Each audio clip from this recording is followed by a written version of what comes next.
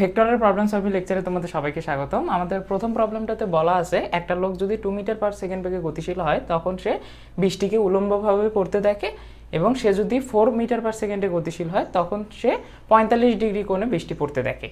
এখন আমাদেরকে বৃষ্টির বেগ এবং বৃষ্টি কোন দিকে প্রকৃতভাবে পড়তেছিল সেটা বের করতে হবে। তাহলে আমরা প্রথমে সিম্পল কেসটা দিয়ে শুরু করব যে বৃষ্টি সোজাসুজি পড়তেছে, আমার লোকটা সামনের দিকে যাচ্ছে, বাট আমরা দিকটা কি করব, অপোজিট দিকে ধরে নিব আপেক্ষিক বেগের কারণে, যেহেতু বিয়োগ করতে হয় এই জন্য এটাকে নেগেটিভ করে আমরা পিছন দিকটাতে নিব। তাহলে বৃষ্টির প্রকৃত বেগটা আসলে কোন দিকে ছিল? বৃষ্টির প্রকৃত বেগ তোমাকে যদি বলা হয় তাহলে তুমি বলবে এই দিকে, কারণ দেখো এটা যদি ধরে নিই বৃষ্টির বেগ ভি হয়, তাহলে দেখো এটা আর এটার লব্ধি মিলে এই পজিশনে আসবে, লব্ধি দেখব। আবার দ্বিতীয় চিত্রের ক্ষেত্রে আমরা যদি দেখি যে লোকটা 4 মিটার পার সেকেন্ডে যাচ্ছিল সামনের দিকে, তাহলে প্রথমে দিকটাকে অপোজিট করে নেই। রিজন কি? আপেক্ষিক বেগ। আপেক্ষিক বেগের ক্যালকুলেশন করতেছি, তখন তো বিয়োগ করা লাগে, বিয়োগ করা মানে হচ্ছে যে দিকটা অপোজিট করে ধরা। এখন বৃষ্টিটা পড়তেছে 45 ডিগ্রি কোণে, আর লোকটা দেখতেছে 45 ডিগ্রি কোণে, তাহলে প্রকৃতভাবে অবশ্যই এভাবেই পড়তেছিল। এই কেস এই কেস, তোমার এটা 2, এটা দ্বিগুণ হয়ে 4 হয়েছে, আর এখানে সোজাসুজি পড়তেছিল বৃষ্টি, আর এখানে 45 ডিগ্রিতে, তাহলে এটা হচ্ছে 45 ডিগ্রি। তো এখানে যদি 90 ডিগ্রি হয় তাহলে এখানে আমরা দেখতে পারি যে tan 90 ডিগ্রি ইকুয়াল টু আমার বেগ আমি 2 এর সাথে কোণ নিছি 90 ডিগ্রি, তাহলে 2 প্লাস আমাদের এই কোণটার মান জানা নাই, তাহলে এটা ধরে নিলাম আলফা, তাহলে আমরা লিখতে পারি ভি কজ আলফা। আমাদের লব্ধির কোণ নির্ণয়ের যে ফর্মুলাটা, ওই ফর্মুলাটা বসাচ্ছি, এখানে লিখব ভি সাইন আলফা। এখানে দেখো 90 ডিগ্রির মান অসংজ্ঞায়িত, তার মানে এতটুকুর মান 0, 2 প্লাস ভি কজ আলফা, এটার মান হচ্ছে 0, তাহলে ভি কজ আলফা সমান সমান আমরা লিখতে পারি -2। এতটুকু ইনফরমেশন থাক, এর থেকে আমরা কিছু বের করতে পারতেছি না, আপাতত এটুকুই থাক। এখন এখানে আসো, এখানেও কিন্তু ঠিক এটা আলফা হবে, কারণ তার বেগটা জাস্ট ডবল হয়েছে, দিকটা সেমই ছিল, তো এটা আলফা। বৃষ্টিরও দিক সেম ছিল, তাহলে এখানে দেখো tan 45 ডিগ্রি সমান সমান কি লিখতে পারি, 4 plus v cos alpha v sine alpha. তো tan 45 ডিগ্রির মান 1, তাহলে 4 প্লাস ভি কজ আলফার মান আমরা কত পাইছি, -2 equal to v sine alpha, তাহলে ভি সাইন আলফা সমান সমান 2। দেখো আমরা দুইটা ইকুয়েশন পাইছি। এখন আমরা যদি বেগের মান নির্ণয় করতে চাই তাহলে উভয় পক্ষকে বর্গ করে দিব, তাহলে ভি স্কয়ার সমান সমান দাঁড়াচ্ছে আমাদের 4 প্লাস 4 ইকুয়াল টু 8, সুতরাং ভি সমান সমান হচ্ছে 2√2। এটা হচ্ছে আমাদের বেগের মান। এখন আমরা যদি কোণ বের করতে চাই, কোণ বের করতে গেলে এই দুটোকে কী করতে হবে, ভাগ করতে হবে, তাহলে tan আলফা সমান সমান আমাদের বের হচ্ছে -1, তার মানে আলফা সমান সমান 135 ডিগ্রি। তো 135 ডিগ্রি মানে কি, বৃষ্টিটা 135 ডিগ্রি হচ্ছে এর সাথে কোণ। আমরা যে এখানে আলফা ধরছি না, এই আলফা মানে কি, এই আলফা, এই আলফা, এখানে এই আলফা মানে হচ্ছে এই আলফা, এটা 135 ডিগ্রি মানে উলম্বের সাথে 45 ডিগ্রি কোণ। দ্যাটস মিন বৃষ্টিটা আমার এইভাবে পড়তেছিল 45 ডিগ্রি কোণ, উলম্বের সাথে 45 ডিগ্রি কোণে এই দিক থেকে পড়তেছে। তো এই সেটআপটা, তাহলে আমাদের অ্যান্সার কি হবে, আমরা এটা বলতে পারি উলম্বের সাথে 45 ডিগ্রি, আর আমরা বেগের মান বলতে পারি এত মিটার পার সেকেন্ড বৃষ্টিতে পড়তেছিল। সেকেন্ড প্রবলেমটাতে আসো। সেকেন্ড প্রবলেমে বলছে এখানে অনেক কটা বেগ দিয়ে দিয়েছে, বল দিয়ে দিছে, বলের লব্ধি বের করতে হবে। তো লব্ধি বের করার ক্ষেত্রে কি করব, আমরা প্রথমে ডাইরেক্ট উপাংশে ভাগ করব না, আমরা দেখি এটাকে সিম্পলিফাই করা যায় কিনা। এখানে সিম্পলিফাই করার একটা সিস্টেম আছে, যে এখানে 7, এখানে 7 দেওয়া আছে, তার মানে এই বল কেটে যাবে, এখানে 6, এখানে 9, তার মানে এই বরাবর 3 নিউটন বল কাজ করতেছে। তাহলে আমাদের এই চারটার কাজ হয়ে গেল।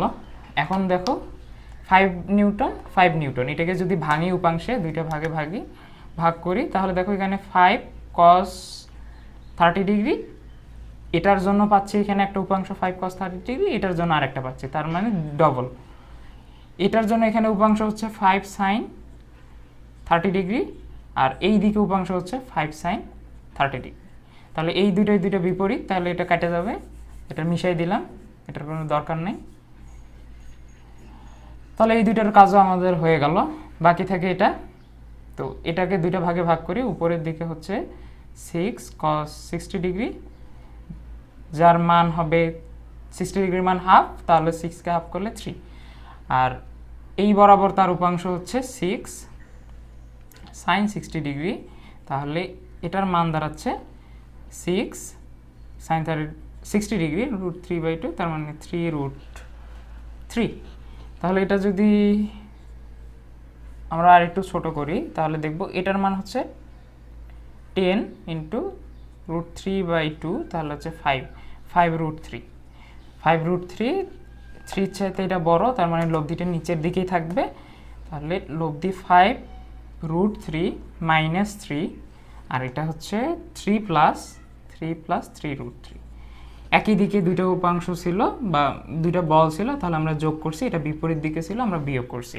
নিচের বলটা বেশি ছিল দেখে লব্ধিটা নিচের দিকে হবে, নিট ফোর্সটা নিচের দিকে হবে। তাহলে আমাদের এই দুইটা বল আছে, এই দুইটা বলের মান এবং দিক নির্ণয় করতে হবে, দুইটা বলের লব্ধির মান এবং দিক নির্ণয় করতে হবে। তাহলে লব্ধিটা অবশ্যই এই বরাবর হবে। তাহলে লব্ধি কীভাবে বের করতে পারবো? লব্ধি বল =3 + 3√3, তার উপরে স্কোয়ার, প্লাস 5√3 - 3, তার উপরে স্কোয়ার। দেখো এটা 9.96 আসবে, এত নিউটন। এবং আমরা যদি কোণ বের করতে চাই, tan θ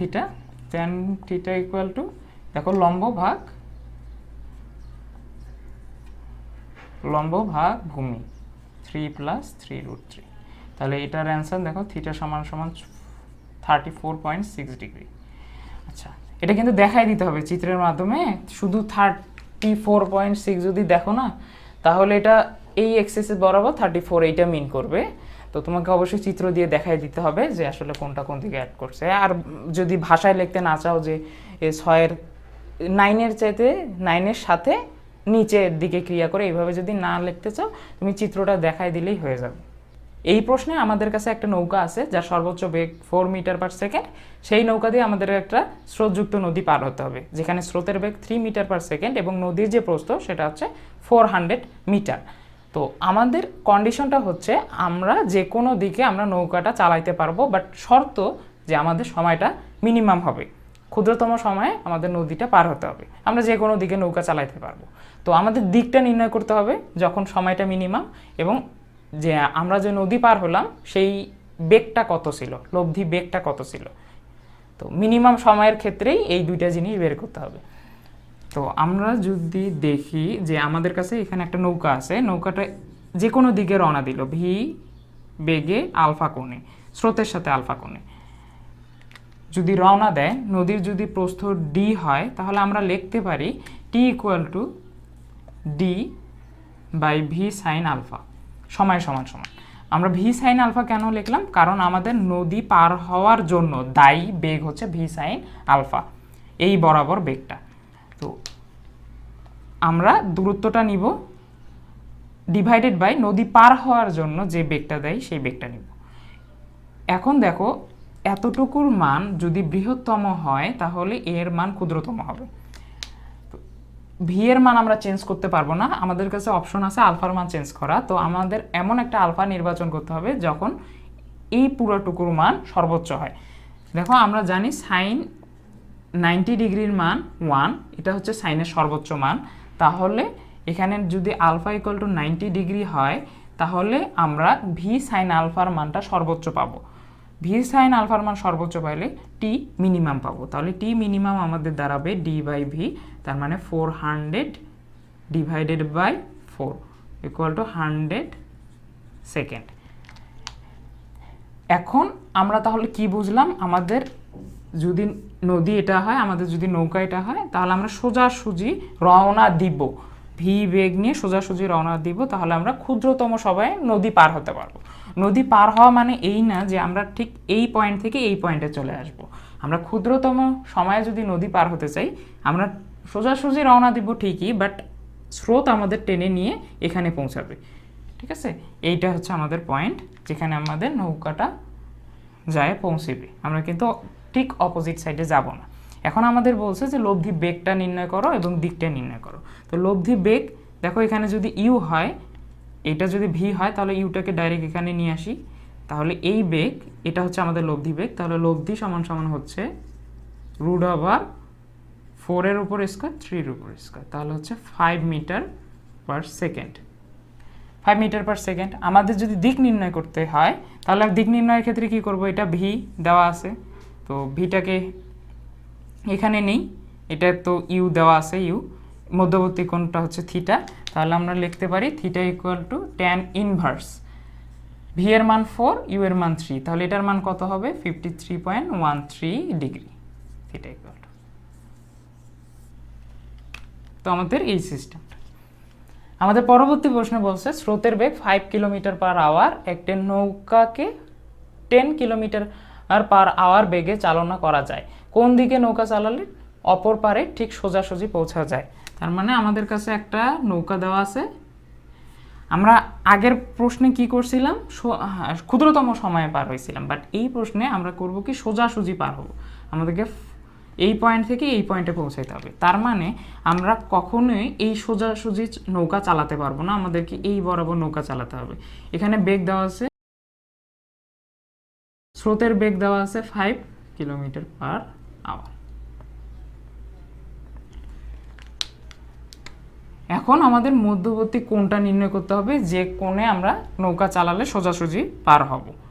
তো এই কোণের মান 90 ডিগ্রি, এটা আমরা জানি, তাহলে আমরা লিখতে পারি tan 90 ডিগ্রি ইকুয়াল টু, আমরা লব্ধির যে কোণ নির্ণয় করতাম, লব্ধির একটা বলের সাথে যে কোণ নির্ণয়ের যে ফর্মুলাটা ছিল সেই ফর্মুলাটা এখানে অ্যাপ্লাই করতেছি। দেখো 5-এর সাথে কোণ 90, তাহলে 5টাকে রাখলাম প্লাস 10 cos আলফা আর উপরে হচ্ছে 10 sin আলফা, তাহলে দেখো 90-র মান অসংজ্ঞায়িত, তার মানে এতটুকুর মান 0, 5 + 100 cos আলফার মান 0, তাহলে cos আলফা সমান সমান লেখা যায় -5/100 মানে -1/2, alpha equal to 120 degree, cos 120 ডিগ্রির মান হচ্ছে -1/2, তার মানে 120 ডিগ্রি কোণে যদি আমি নৌকা চালাই তাহলে আমি সোজাসুজি পার হব, সোজাসুজি। অন্য কোনো কোণে যদি চালাই তাহলে সোজাসুজি পার হতে পারবো না এই কন্ডিশনে।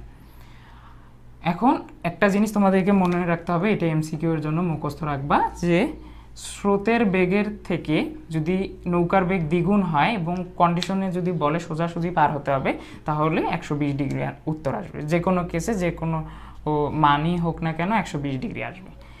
এখন তোমাদেরকে যদি বলে লব্ধি বেগের মানটা কত ছিল, লব্ধি বেগের মানের ক্ষেত্রে তোমরা ইজিলি বের করবা এভাবে, যে নৌকাটা এখানে আছে, আমাদের বেগ এই বরাবর ছিল 100, আমাদের স্রোতের বেগ এখানে 5, তো আমরা এই 5টাকে নিয়ে এখানে রাখবো, এখানে ছিল 5 এবং সোজাসুজি যেহেতু পার হয়েছে এটা হচ্ছে লব্ধি, আর এই 5টাকে এখানে নিয়ে আসলাম, এটা 5, তাহলে এটা 10, এটা 5, এটা সমকোণী ত্রিভুজ, তাহলে এতটুকুর মান নির্ণয় করতে হবে 10-এর উপর স্কয়ার - 5-এর উপর স্কয়ার, তার উপর রুট দিয়ে দেবে, এটা হচ্ছে লব্ধি বেগের মান বের হয়ে যাবে।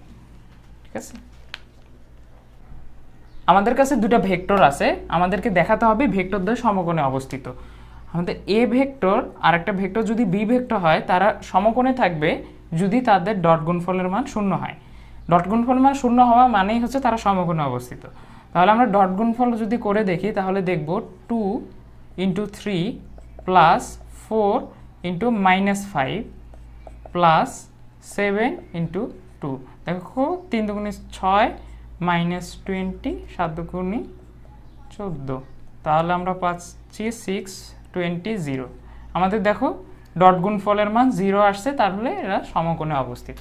পরবর্তী প্রশ্নে দেখো একটা বলের মান দেওয়া আছে এবং বলের কারণে একটা বস্তু সরণ দেওয়া আছে, আমাদেরকে কৃত কাজের মান নির্ণয় করতে হবে। আমরা জানি কৃত কাজ W = F.S।